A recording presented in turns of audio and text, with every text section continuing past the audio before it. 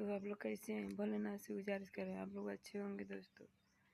तो दोस्तों देखिए आप लोग हमारे वीडियो के लाइक सब्सक्राइब जरूर करिएगा। मेरे शिवानी जी हैं ये, उनको भी आप लोग सपोर्ट करिएगा और देखिएगा हमारे ना रहने के बाद।